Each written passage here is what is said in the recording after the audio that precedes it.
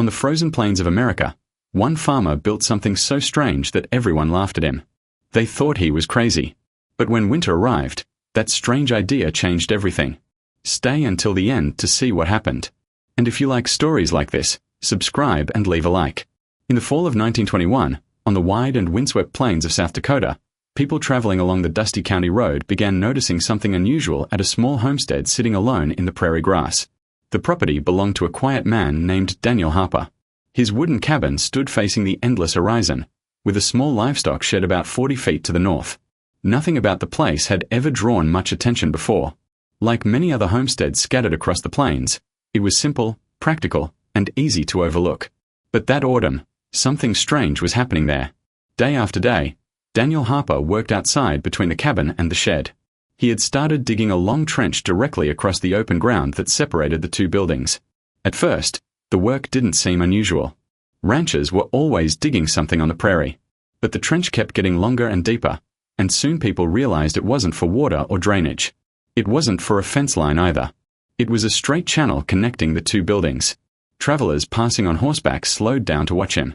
Harper was a tall, lean man in his early 30s who moved with a calm, steady rhythm. He worked quietly from sunrise until the light began to fade in the evening. He shoveled earth out of the trench, stacked stones along the edges, and carefully measured the distance between the structures. Within a few days, the trench was clearly visible from the road. Curiosity spread quickly through the nearby town of Red Creek. People who had ridden past the property began telling others about the strange construction they had seen on the prairie. By the end of the week, the conversations had reached the general store. Men leaning against the wooden counter talked about the trench while warming their hands around tin cups of coffee. No one could explain what Daniel Harper was doing. "Looks like he's building a tunnel," one rancher said. Another man laughed. "Maybe he's planning to live underground like a prairie dog." The room filled with chuckles. Someone else suggested that Harper might be afraid of winter storms and was building himself a sheltered path so he wouldn't have to walk through the snow to reach his animals. The idea caught on quickly. Before long, the strange structure had a name. People began calling it Harper's Tunnel. The jokes followed just as quickly. Some men said the war must have rattled him. Others claimed the new rancher didn't understand how things worked on the plains. Out here, people built strong cabins and burned more firewood. That was the way it had always been done. But Daniel Harper never responded to the rumors. Every morning he stepped outside and continued his work. The trench gradually deepened until it reached about 4 feet below the surface. Once the digging was finished, Harper began lining the bottom with stones gathered from the surrounding fields. Then he started building low walls along both sides of the trench using those same rocks. Soon after that, something even stranger happened. Daniel began constructing a wooden frame above the trench. Long beams stretched from one wall to the other, forming the skeleton of a low roof. Over several days he secured boards across the frame and began covering them with sheets of corrugated metal. From the road, the structure started to look like a narrow covered passage connecting the house and the shed. People who passed by shook their heads. It made no sense. Why would anyone connect two buildings like that? By late October, the construction had become the main subject of gossip in Red Creek. Farmers arriving in town would stop their wagons and ask if anyone had seen the strange tunnel Harper was building. Some people rode out of their way just to see it for themselves.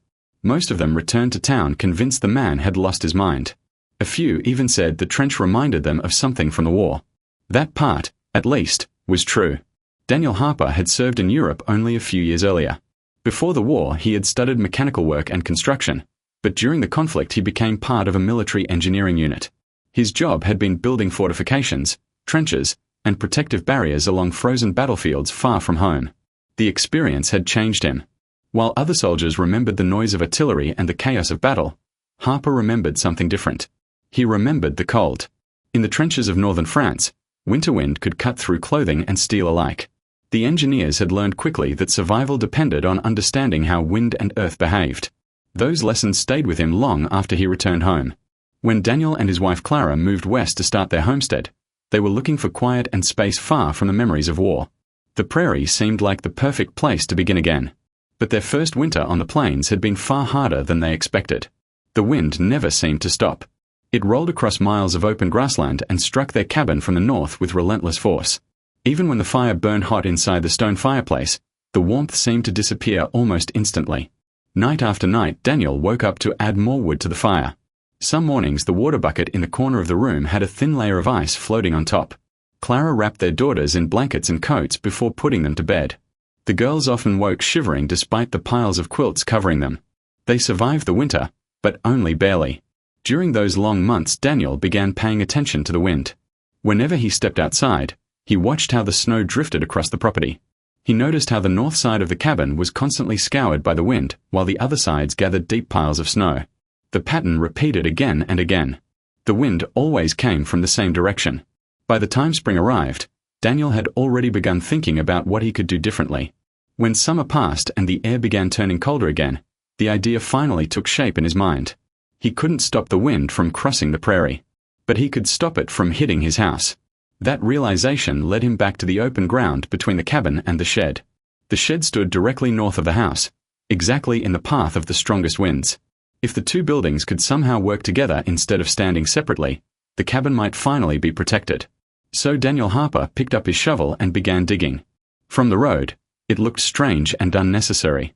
To the people of Red Creek, the trench seemed like proof that the quiet newcomer didn't understand the prairie. But to Daniel, the trench was only the beginning. He wasn't building a tunnel to hide from winter. He was building a barrier against the wind. Daniel Harper's decision to dig the trench between his cabin and the shed had not been sudden.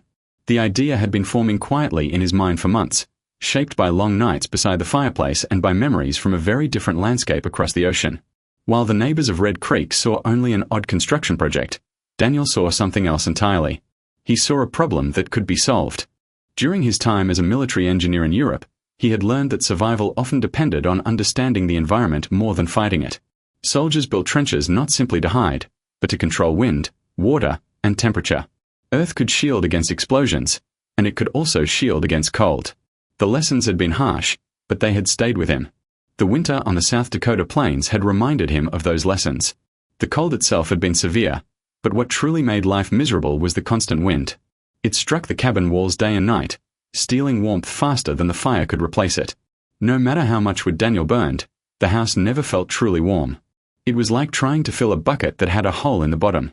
By the end of that first winter he understood the problem clearly. The cabin was losing heat not only because of the temperature outside, but because of the movement of air. Wind rushing across the wooden walls carried heat away faster than still air ever could. It didn't matter how strong the fire was inside. As long as the wind struck the house directly, warmth would continue to disappear. Daniel explained this idea to his wife Clara one evening as they sat beside the fading glow of the fireplace.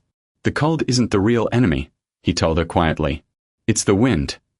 Clara listened as he described what he had learned during the war. Air that stays still can act like insulation, but moving air steals heat. If the wind could somehow be stopped before it reached the house, the cabin would hold warmth far more easily. Clara looked at the north wall of the cabin, the side that faced the open prairie. "That's where it always hits," she said. Daniel nodded. And then he looked toward the shed standing several yards away across the open ground. The idea came together slowly at first. The shed already stood in the path of the northern wind. If the two buildings were connected, the shed could act as a shield. The wind would strike the outer structure first, losing strength before it ever reached the cabin itself. But the connection between the buildings needed to do more than simply block the wind. It also needed to trap still air. That was the real key. If a protected space existed between the two structures, it would create a pocket of calm air that could act like insulation. Instead of wind rushing against the cabin walls, the house would be surrounded by a quiet buffer zone. The more Daniel thought about it, the more logical the idea became. That was when he began digging. Once the trench reached the depth he wanted, Daniel prepared the foundation carefully. Experience had taught him that drainage was important in any underground structure. Without it, water could collect and freeze, causing damage. He spread a thick layer of gravel across the bottom of the trench so that rainwater or melting snow could drain away into the soil. After that he began constructing low stone walls along both sides using rocks collected from the surrounding fields. The stones created a strong base that would support the structure above. With the walls finished, Daniel began assembling the wooden frame. Long beams stretched across the trench, forming a roof that connected the two buildings. The frame was simple but solid, designed to withstand the strong prairie winds. He secured wooden boards across the beams and then covered them with sheets of corrugated metal to protect the passage from rain and snow. At this point, the project already looked unusual from the outside. A long, narrow structure now linked the cabin and the shed. But Daniel was only halfway finished. The most important step came next. Instead of leaving the wooden walls exposed, he began piling the excavated earth along the sides of the new corridor. Slowly, he packed the soil against the outer walls until the structure was partially buried beneath a thick layer of dirt. The earth served a specific purpose. Soil changes temperature much more slowly than air. By surrounding the structure with earth, Daniel was creating natural insulation that would protect the corridor from sudden temperature drops. From a distance, the result looked strange. What had once been an open space between two buildings now appeared as a long mound of earth rising gently from the ground. Only the metal roof and the entrances at each end revealed that there was a passage hidden beneath the soil. People passing by the homestead stared at the unusual sight. Some laughed openly. Others simply shook their heads. To the neighbors of Red Creek, the mound looked like proof that Daniel Harper had taken leave of his senses. The prairie already had enough problems without a man burying parts of his own house underground. One afternoon, a local rancher rode past the property and stopped his horse beside the road. He watched Daniel packing soil against the walls of the corridor. "What in the world are you building out here?" the man called out. Daniel wiped the dirt from his hands and looked up calmly. "A windbreak," he replied. The rancher frowned. "Looks more like a tunnel." Daniel simply nodded and returned to his work. Within a few days, the story spread even further through Red Creek. Men at the general store repeated the same conclusion again and again. Harper had built himself a burrow. They joked that when winter arrived, he would hide inside it like a gopher while everyone else faced the storms. The nickname followed him everywhere. Harper the Gopher. Daniel heard the rumors, but he never argued with anyone about them. Instead, he focused on finishing the project before the first serious cold arrived. He installed a sturdy door at each end of the corridor, one leading into the cabin and the other opening into the shed. Once both doors were in place, the passage formed a fully enclosed connection between the buildings. When he finally stepped back to examine the completed structure, the transformation of the homestead was remarkable. Where there had once been empty prairie now stood a single connected structure partially hidden beneath the earth. The cabin no longer faced the northern wind alone. Now there was a barrier standing between the house and the open plains. Clara stood beside him that evening, looking at the strange grassy mound stretching between their home and the shed. "People are going to keep talking," she said quietly. Daniel gazed toward the northern horizon where cold autumn winds were already beginning to gather strength.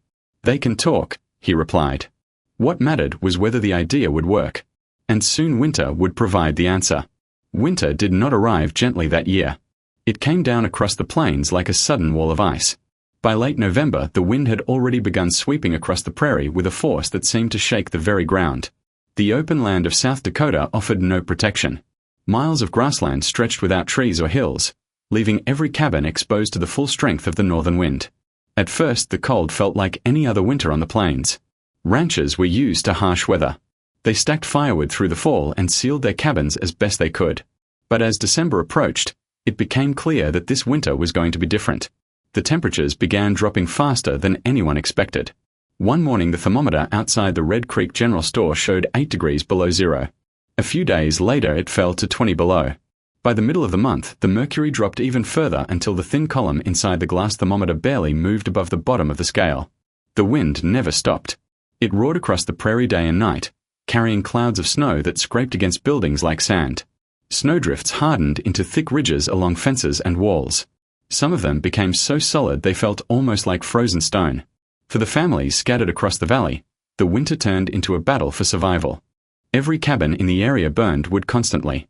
Fireplaces glowed red day and night as people fed them with whatever fuel they could find. Wagons traveled back and forth carrying loads of firewood from nearby forests. Even with the fires burning strong, many homes struggled to stay warm. Inside some cabins, the temperature barely climbed above freezing. Children slept under piles of blankets wearing coats and hats. Windows grew thick with frost from the inside. Water buckets left on the floor often froze solid by morning. The wind was the real enemy. It slammed into the walls of every building, pulling heat away faster than the fires could replace it. Each gust felt like a thief stealing warmth from the homes. Meanwhile, something unusual was happening at Daniel Harper's homestead. From the outside, the cabin looked quiet and ordinary, sitting beside the low grassy mound that connected it to the shed. Snow had settled across the earth-covered corridor, turning it into a smooth white ridge rising gently above the ground. People passing on the road didn't think much about it at first. But one detail slowly began catching their attention. The smoke coming from Harper's chimney looked different. While other homes in the valley sent thick black smoke rising into the freezing air, Daniel's chimney released only a thin grey ribbon drifting lazily upward. The fire inside his house was burning slowly instead of roaring like the others. At first no one paid much attention. But then something stranger happened. One afternoon during a brief break in the storm, a rancher riding past the Harper property glanced toward the barn and noticed Daniel walking across the yard. What surprised the rider was not where Daniel was going, but what he was wearing. Daniel Harper was outside in his shirt sleeves. No heavy coat. No thick winter jacket. The rider slowed his horse, staring in disbelief as Daniel disappeared into the shed through the corridor entrance. Later that evening the story reached the general store in Red Creek. A few men laughed when they heard it. Cold must have frozen his brain, one of them joked. But the image lingered in people's minds. A man walking outside without a coat in the middle of one of the coldest weeks of the winter didn't make sense. Curiosity slowly replaced the laughter. The answer came a few days later. A local rancher named Samuel Carter had been delivering firewood to several families whose supplies were running dangerously low. The extreme cold had forced everyone to burn far more wood than usual, and Carter had spent days hauling loads across the valley to help his neighbors. While reviewing his delivery list, he noticed the Harper homestead. Samuel frowned. He realized he had not heard anything about Daniel Harper asking for extra wood. Given the severe cold, that seemed impossible. The Harper family had 2 young. "That's very kind of you," she said. "But we are doing just fine." Samuel stepped inside the cabin. The difference between the inside and outside was almost unbelievable. The room was comfortably warm. A small fire burned quietly in the stone fireplace, but it wasn't blazing like the desperate fires in other homes. At the kitchen table, Daniel's daughters sat drawing on pieces of paper. They wore simple dresses, not winter coats. Samuel looked around the room in confusion. His eyes landed on a thermometer hanging beside the window. He walked closer and stared at it. The red mercury line clearly marked 68 degrees. Outside, the temperature was nearly 35 degrees below zero. Samuel turned slowly toward Daniel Harper, who had just entered through the interior door leading from the corridor. "How are you doing this?" Samuel asked. Daniel set down a bucket of milk from a shed and wiped his hands calmly. "We are just heating the house," he replied. Samuel shook his head. "That doesn't make sense. Everyone else is burning twice as much wood and still freezing." Daniel gestured toward the door leading to the corridor. "Come take a look." Samuel followed him into the passage connecting the cabin and the shed. The air inside the corridor was cool but completely still. There was no wind at all. Outside the storm roared across the plains, but inside the passage the silence felt almost unreal. Daniel placed his hand against the wall. "The wind never touches the house," he said quietly. Samuel stood there for several seconds, realizing what that meant. The cabin wasn't fighting the wind anymore. It was simply standing out of its path. Samuel Carter remained standing in the corridor for several moments, listening to the quiet. Outside, the wind howled across the prairie with a force that shook fences and rattled distant buildings. Yet inside the narrow passage the air barely moved. The difference was almost unbelievable. It felt like stepping from a raging storm into the calm interior of a cave. He slowly walked back into the cabin, still trying to understand what he had just seen. The warmth inside the room was steady and comfortable. The small fire in the fireplace burned gently, not the desperate roaring flame he had seen in other homes across the valley. Clara Harper moved around the kitchen preparing supper as if it were an ordinary winter evening. The 2 girls continued drawing quietly at the table. Samuel looked again at the thermometer on the wall. 68 degrees. Outside the temperature remained far below zero. He turned toward Daniel Harper with a mixture of disbelief and respect. "How much wood are you burning to keep it this warm?" Samuel asked. Daniel thought for a moment before answering. "Less than a quarter month," he said calmly. Samuel blinked. That number made no sense. Many ranchers were burning nearly that amount every week just to keep their cabins from freezing. Some families had already begun cutting fence posts and old furniture to keep their fires alive. Yet this small house remained warm using only a fraction of the fuel. Samuel stepped closer to the north wall of the cabin, the side that faced the open prairie. Earlier in the season, everyone had assumed that wall would become damp or frozen because of the unusual corridor attached to it. He placed his hand against the logs. The wood felt cool but completely dry. No frost. No moisture. No icy draft leaking through the cracks. Samuel slowly nodded as the realization settled in. "The wind never reaches it," he said quietly. Daniel gave a small smile. "That's the whole idea." Samuel Carter stayed for nearly an hour, asking questions and studying the structure that connected the cabin and the shed. Daniel explained how the corridor blocked the northern wind and created a calm pocket of air around the house. Instead of fighting the storm directly, the cabin simply stood behind a barrier. By the time Samuel left that evening, the storm outside had grown even stronger. Snow whipped across the ground as he climbed back onto his wagon. But this time he didn't laugh about Harper's Tunnel. Instead, he drove straight to Red Creek. The story spread through town that very night. At first, the men in the general store didn't believe it. They had been mocking Daniel Harper's strange construction for months. The idea that his cabin might actually be warmer than their own homes sounded ridiculous. But Samuel Carter was not a man who exaggerated.